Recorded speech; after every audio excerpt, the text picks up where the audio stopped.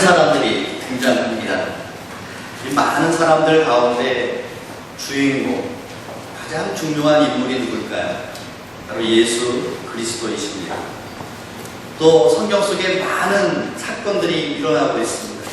그 많은 사건들 가운데 중요한 사건, 가장 중요한 사건이 무엇일까요? 바로 예수 그리스도께서 십자가에서 달려 죽으신, 우리의 죄를 대속하기 위해서 대속의 죽음을 죽으신 그 십자가 사건, 이것이 가장 중요한 사건입니다.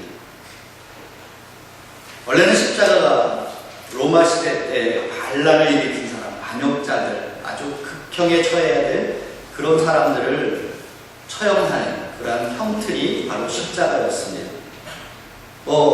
사람을 처형하는 여러 가지 방법이 있겠지만 가장 고통스럽게, 가장 힘들게 사람을 죽게 하는 것이 바로 십자가의 형벌입니다. 다른 교수형이나 단두대 같은 경우는 순식간에 처해지지 않습니까? 교수형도 한 3, 4분, 5분 지나면 사람이 호흡이 끊어지지 않습니까? 그런데 이 십자가에서 죽는 것은 건강한 사람은 십자가에 못 박게 되어지면 며칠이 걸려서 죽는다고 합니다. 그러니까 이 십자가에 못 박혔을 때 그 못 박힌 자리를 통해서 피와 물이 흘러내리면서 우리 사람의 모든 그 기운이 다 소진되어서 죽게 되어지는 것이 바로 십자가의 형벌입니다. 그러니 며칠씩 걸려서 죽으니까 그 고통이 얼마나 심하겠습니까? 그래서 로마에서 그 십자가의 형벌을 공개적으로 사람들이 보는 앞에서 십자가의 못을 박습니다. 그 끔찍한, 그 잔인함, 이것을 통해서 사람들이 마음속으로 나는 저런 형벌을 받지 않을 거야, 그런 마음을 갖게 되어서 반란을 일으키지 않게 하기 위해서 그 십자가의 형벌을 주었습니다. 이렇게 가장 잔인하고 가장 무서운 그 형벌이었던 그 십자가, 그런데 예수 그리스도께서 그 십자가에서 죽어주심으로 말미암아 이제는 십자가가 형벌의 상징이 아니라 이제는 구원의 상징이 되어졌고, 우리 기독교의 상징이 되어서 이제는 십자가를 달면 저기는 교회인가 보다, 그래서 누구나 다 알 수가 있습니다.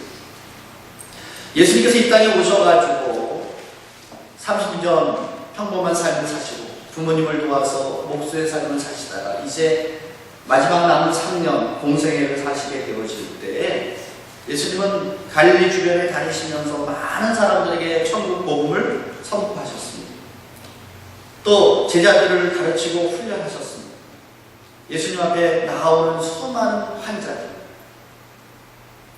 그 당시에 의술로는 지금도 고치기 힘든 그러한 병들, 어떤 종류의 병이든 각색 종류의 그 병이 든 환자들이 예수님 앞에 찾아왔을 때 예수님께서는 그들을 다 깨끗하게 치료해 주셨습니다.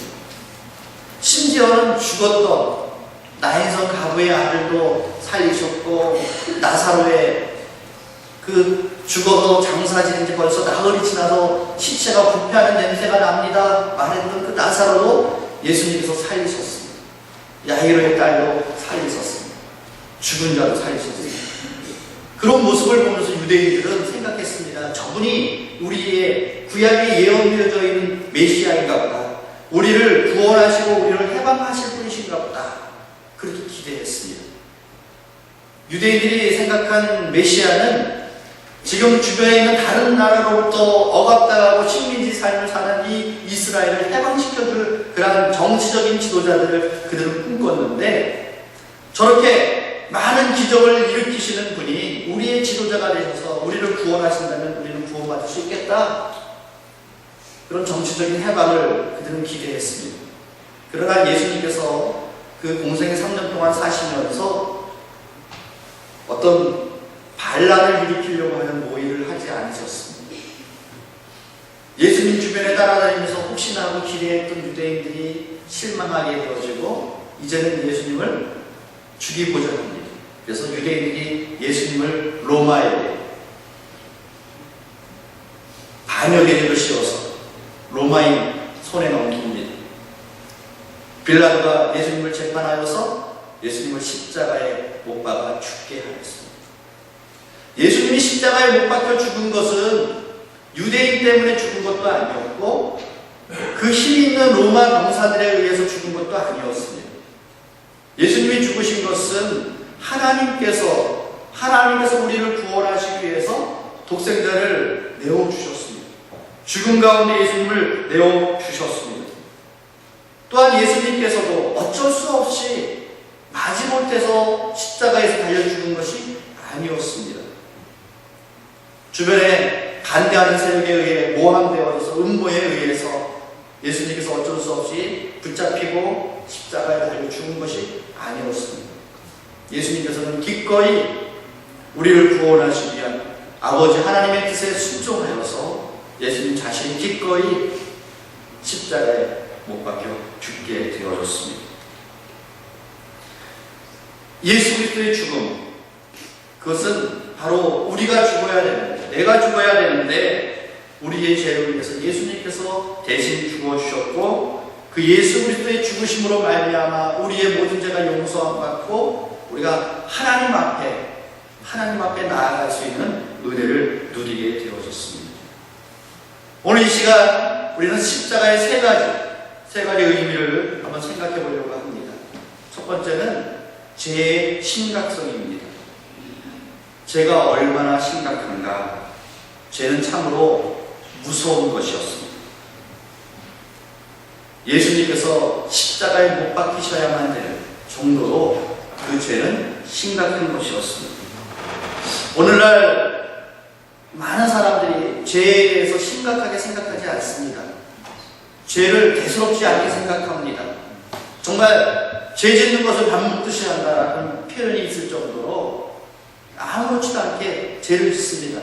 심지어는 자신이 지은 죄를 자신의 동료들에게 마치 영웅담인 것처럼 자랑하는 이들도 있습니다.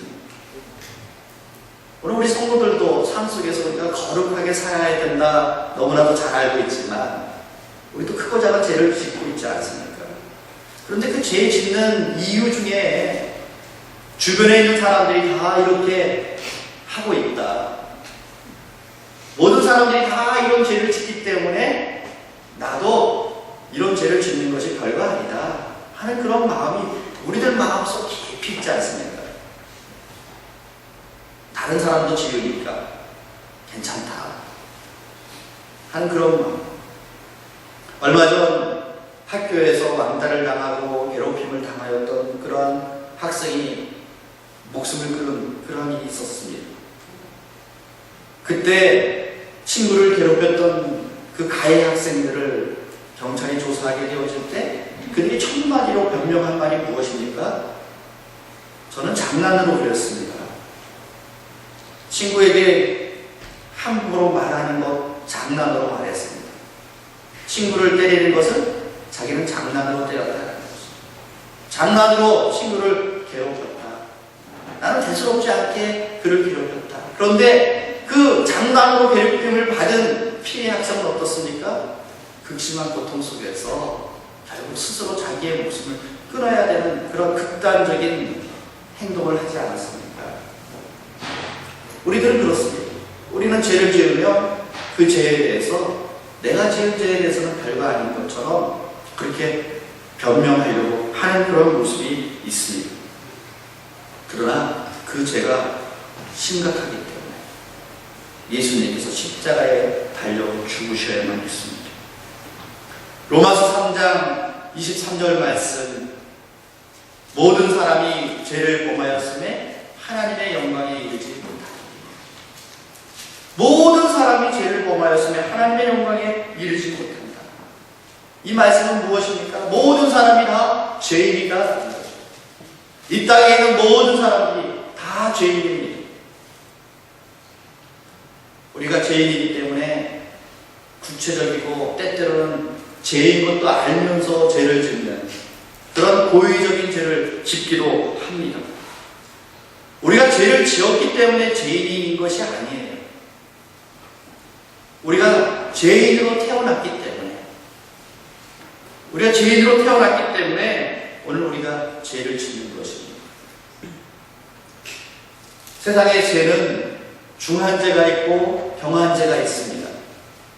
어떤 죄를 지으면 세상 법정에서 사형 판결이 나는 그런 죄도 있고, 어떤 죄를 지으면 징역 몇 년 이렇게 판결 나는 죄도 있고, 어떤 죄는 그냥 벌금 얼마, 어떤 죄는 훈방. 우리가 생각하기에 죄는 작은 것이 있고 큰 것이 있죠. 그러나 하나님 앞에서의 죄라고 하는 것은 그렇지 않다라는 것이에요. 로마서 6장 23절 말씀, 죄의 삭은 뭐라고요? 사망이요. 죄의 값은 사망이다. 이 말씀은 큰 죄가 사망이고 작은 죄는 사망이 아닌 것이 아니에요. 작은 죄의 값도 뭐라고요? 사망이다라는 것입니다. 어떤 죄든 가지고 있으면 사망이다라는 거죠. 힘든 세상, 죽어버리면 끝인데, 죽어버리면 되지. 죄 짓고 그래 죽으면 끝이지, 그렇게 생각하실 수 있겠죠. 그러나 여기 사망이라고 하는 것은 그냥 목숨이 끊어지는 것이 아니에요. 정말 죽고서는 아무것도 없어진다면, 죽은 다음에 아무것도 없다면 문제될 것이 없죠. 그러나 죄의 삭은 사망이요라는 이 말씀은 우리가 지옥에서 형벌받는 것을 말씀합니다. 지옥의 형벌은 어떻습니까? 영원한 것이에요. 그냥 그 뜨거운 불 속에 있다가 고통당하다가 정해진 기한이 있어서 1년 몇 시간 이렇게 아주 거기서 죽어버렸다 그러면 좋겠는데, 죽지 않는다라는 것이죠. 거기에는 구더기로 죽지 않는다라고 말합니다. 죽지 않고 영원히 고통받는 그 고통, 그게 왜 그런 고통을 당한다고요? 죄 때문에 죽는다. 오늘 우리가 가지고 있는 죄, 그 죄의 값이 사망이다, 그렇게 말씀하셨습니다. 그 영원한 지옥의 형벌을 당해야만 합니다.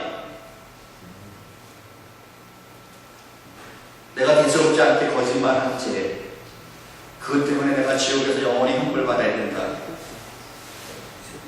대수롭지 않은 그 거짓말이 얼마나 심각한 결과를 만드는지 아시겠습니까?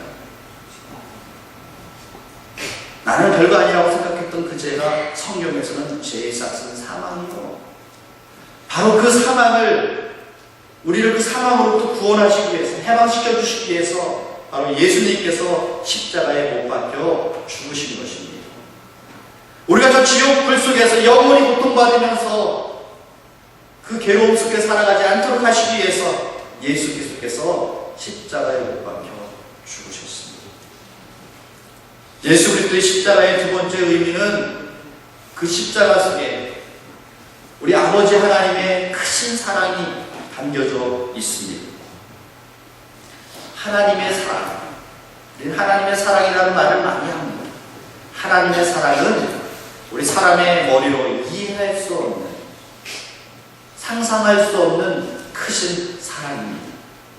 오늘 본문 로마서 5장 8절 말씀 우리 한번 같이 읽어보겠습니다. 시작. 우리가 아직 죄인 되었을 때 그리스도께서 우리를 위하여 죽으심으로 하나님께서 우리에 대한 자기의 사랑을 확증하셨습니다. 하나님의 사랑을 확증하셨습니다. 확실하게 증명해 보여주셨습니다. 하나님이 우리를 얼마나 사랑하는지를 보여주셨습니다. 그것이 무엇이에요? 예수 그리스도를 십자가에 못 박아 죽게 하는 것이었습니다. 우리를 지옥의 그 영원한 형벌에서 고통당하지 않게 하기 위해서, 우리를 건져 구원해 내시기 위해서 아버지 하나님께서 그 사랑으로 우리를 살리시기 위해서 예수님을 십자가에 못 박아 죽게 했습니다.